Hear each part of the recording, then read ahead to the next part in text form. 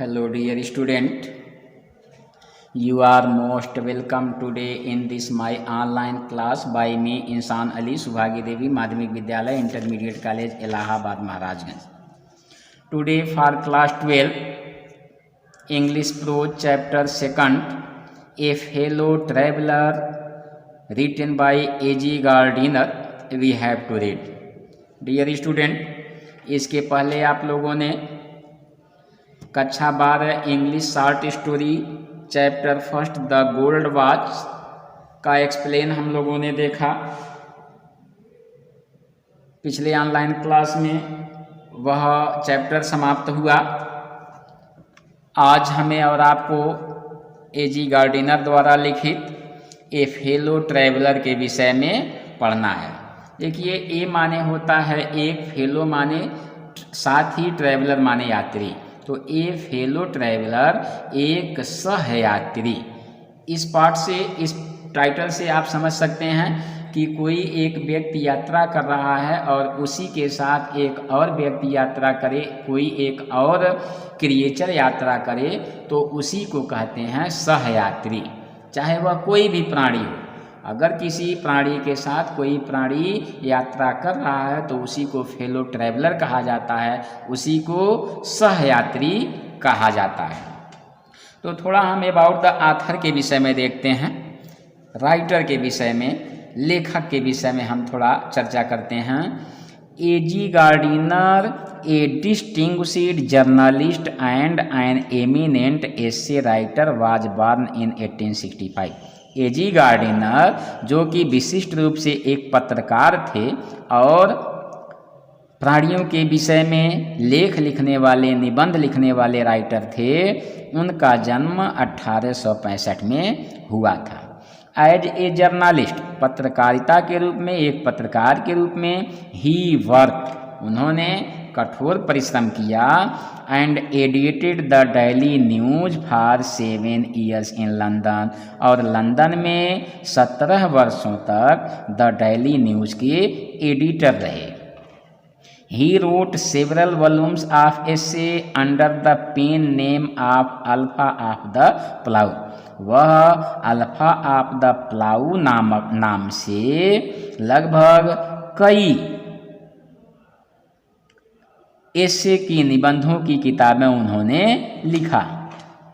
His prominent works are priest and kings. मुख्य रूप से उनके जो कृतियां हैं वह priest and kings, pebble on the shore और लीव इन द विंड है. He died in 1946. वह 1946 में एक्सपायर कर गए, उनकी मृत्यु 1946 में हुई. But he will be remembered for ever through his unique writing. लेकिन वह अपने अद्वितीय लेखनी के लिए हमेशा याद किए जाएंगे, हमेशा जाने जाएंगे. तो यह अबाउट द ऑथर के विषय में था, अबाउट द राइटर के विषय में था. अब आइए चलते हैं अबाउट द लेसन के विषय में. पाठ में क्या कहा गया है थोड़ा इस पर हम चर्चा करते हैं कि अबाउट द लेसन. थोड़ा पाठ के विषय में चर्चा कर लिया जाए. The lesson A fellow Traveller has been selected from Leaves in the Wind. यह टॉपिक, यह एसे, यह अध्याय लीव्स इन विंड से ली गई है. It is a fine specimen of the personal essay. यह व्यक्तिगत निबंध का एक बहुत ही सुनहरा उदाहरण है. द ऑथर हियर डिस्क्राइब्स, लेखक यहाँ वर्णन करते हैं कि how he develop a feeling of affection for a mosquito, कि वह एक मच्छर के प्रति उनके अंदर कैसे एक भावना का विकास हुआ. Regarding him as a fellow traveller, यह समझते हुए कि एक सहयात्री के रूप में और एक सह मोर्टल माने जो मृत्यु जिनका हो, या वह यह समझते हुए कि एक सहयात्री और एक सह मरणासन या मरने वाले प्राणी के रूप में. तो डियर स्टूडेंट, थोड़ा और इसके विषय में हम चर्चा करते हैं। In this lesson the writer describes about his the writer describes his feeling about his journey। इस पूरे अध्याय में लेखक अपनी एक यात्रा का अनुभव बताते हुए कहते हैं कि रेल के डिब्बे में नितांत अकेले यात्रा करना कितना सुखदाई होता है। यानी किसी भी कोच में, किसी भी रेल के डिब्बे में अगर आप अकेले यात्रा कर रहे हों तो आप बिल्कुल फ्री महसूस करते हैं। And at the moment you works what you like, you do what you like. यानी उस समय आप ये सभी चीज़ें कर सकते हैं जो आप चाहें, बिल्कुल फ्री हैं, आज़ाद हैं, जो चाहें सो कर सकते हैं। उस रात्रि को लेखक के डिब्बे में एक भी यात्री नहीं था, केवल एक मच्छर था जो उसका सहयात्री बना हुआ था। मच्छर ने उसे बहुत परेशान किया और लेखक को यह आभास करा दिया कि मनुष्य किसी भी दशा में कीड़े मकोड़े से अधिक श्रेष्ठ नहीं है। दोनों ही इस दुनिया में सहयात्री हैं और दोनों का ही भविष्य अनिश्चित है। इस लेसन के कुछ इम्पॉर्टेंट फैक्ट, इम्पॉर्टेंट पॉइंट हैं। लेखक एक साधारण रेलगाड़ी से यात्रा कर रहा था। वह रेलगाड़ी के डिब्बे में अकेला था। उसने अकेले होने पर स्वतंत्रता की सुखद अनुभूति की। उसी यात्रा के दौरान उसे एक सहयात्री का आभास हुआ जो कि एक मच्छर था। उसने मच्छर को मारने का अथक प्रयास किया, किंतु वह प्रयास उसका निष्फल रहा, प्रयास सफल नहीं रहा। अंत में उसने निसहाय होकर, असहाय होकर दया एवं सहानुभूति की भावना से उससे समझौता करने का मन बना लिया। अंत में लेखक एक स्टेशन पर रेलगाड़ी से उतर जाते हैं, किंतु वह सहयात्री जो उनके साथ रेलगाड़ी के डिब्बे में था लैंप के पास फड़फड़ाता रहा। तो कुछ और बिंदु इस पर। जर्नी ऑफ द ऑथर, लेखक के द्वारा या लेखक की यात्रा। देखिए, in this essay the author describes his personal experience of the journey by train. इस लेसन में लेखक रेल यात्रा के अपने व्यक्तिगत अनुभव का वर्णन करता है। One night he was travelling in a passenger train. एक रात्रि वह रेलगाड़ी से या पैसेंजर ट्रेन से यात्रा कर रहे थे। The speed of the train was very slow. जिस रेलगाड़ी से राइटर यात्रा कर रहे थे उस रेलगाड़ी की गति बहुत धीमी थी या वह रेलगाड़ी बहुत धीमे धीमे चल रही थी। It stopped at every station on both the side. यह रेलगाड़ी रेल मार्ग के दोनों ओर के प्रत्येक स्टेशनों पर रुकती थी। The author felt that his journey would never and. Writer को ऐसा महसूस होता था कि उसकी यात्रा लग रहा है कभी समाप्त नहीं होगी। In the beginning the compartment was full of many passengers. शुरुआत में जब रेलगाड़ी वहाँ से चली तो उस रेलगाड़ी में बहुत सारे यात्री थे, ढेर सारे यात्री थे। When the train moved out of London, जब रेलगाड़ी लंदन से बाहर की तरफ निकली, all the passenger had left except the author. तो सिवाय राइटर को छोड़ के, सिवाय लेखक के सारे यात्री उतर चुके थे। So he was alone in the compartment. इसलिए राइटर, लेखक उस रेलगाड़ी के डिब्बे में केवल अकेले थे।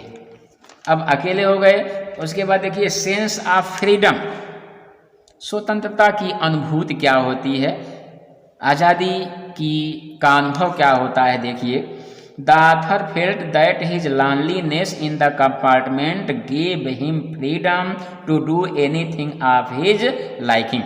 अकेले रहने से राइटर यह आभास करता है कि वह इस रेलगाड़ी के डिब्बे में स्वतंत्र है, जो चाहे सो कर सकता है। ही कुड सिंग और dance in the way he like. वह जैसा चाहे गाना भी गा सकता है और नृत्य भी कर सकता है, नाच भी सकता है। He could talk to himself very loudly as there was none to check him. वह अपने आप से बहुत तेज से बात कर सकता है क्योंकि उसे रोकने वाला कोई नहीं था. He could fight with an imaginary enemy without the fear. वह बिना किसी भय के एक काल्पनिक शत्रु से लड़ भी सकता है. Because there was no possibility of any attack in return. क्योंकि प्रत्युत्तर में बदले में कोई भी उससे लड़ने वाला नहीं होगा.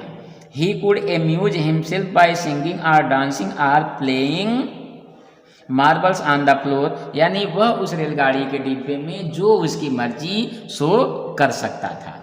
He had full freedom to open or shut the windows of the compartment.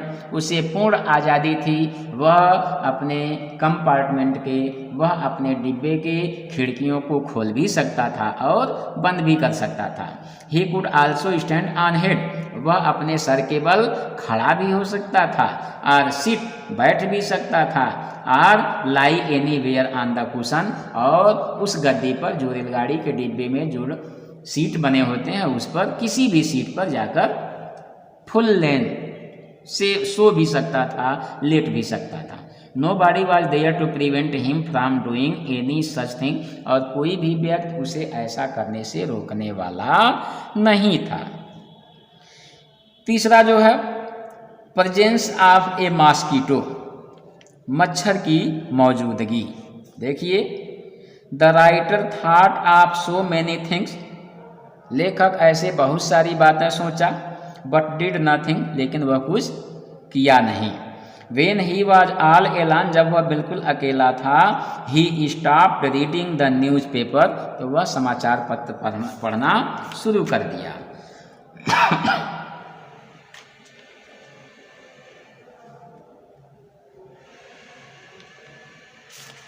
Sorry, देखिए,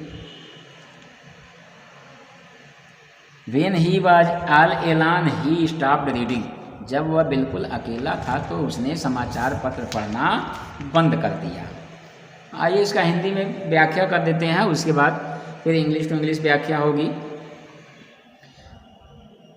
राइटर ने खिड़की से बाहर देखा, उसने एक सिगरेट जलाया, फिर वहीं बैठ गए और फिर अखबार पढ़ने लगे. इसी समय उसे एक मच्छर का आभास हुआ. मच्छर आया और उसकी नाक पर बैठ गया. लेखक ने उसे दूर से भगा दिया. वह उड़ गया और उसने डब्बे के अंदर चारों ओर चक्कर लगाए. वह फिर वापस आया और उसकी गर्दन को देखने लगा. और जब देखने लगा तो जो चौथा टॉपिक है न्यायाधीश के रूप में लेखक की भूमिका. मच्छर ने बार बार लेखक को परेशान किया, इसलिए लेखक नाराज हो गया. लेखक ने मच्छर के व्यवहार पर विचार किया और मन में ही यह निर्णय लिया कि वह अपराधी है, यानी मॉस्किटो अपराधी है. वह इधर उधर घूमा, सोचा कि वह टिकट के बिना रेलगाड़ी में यात्रा कर रहा था और उसके पास रेशन का कूपन भी नहीं है. इसलिए लेखक ने निर्णय किया कि उसे मौत की सज़ा दी जानी चाहिए. लेखक ने अपने दाहिने हाथ के जोरदार प्रहार से उसे मार डालने का प्रयास किया, किंतु मच्छर बहुत चालाक था और उसने लेखक के प्रहार से अपने आप को बचा लिया. देखिए, कंपार्टमेंट में इन दोनों की बात हो रही है, राइटर की और मॉस्किटो की. और जैसे ही मॉस्किटो बच निकला, इससे लेखक बहुत नाराज हो गया और उसने मच्छर को मारने की कई बार कोशिश की, परंतु वह इसमें सफल नहीं हो सका. जो पांचवा टॉपिक, लेखक के रुख में परिवर्तन. जब लेखक नहीं मार पाया मॉस्किटो को तो लेखक के अंदर थोड़ी सी दया की भावना आई, थोड़ी सी सिंपैथी की भावना आई.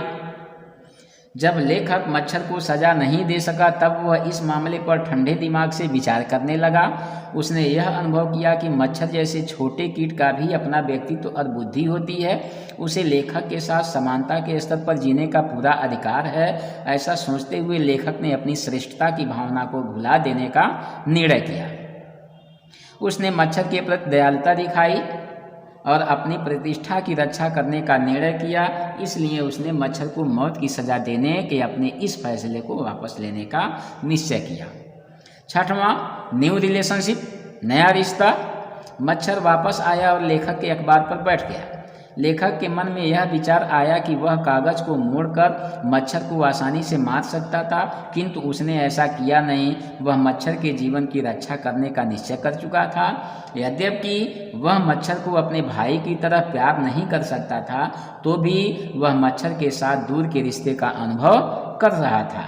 इसलिए लेखक ने उसे अपना सहयात्री मान लिया।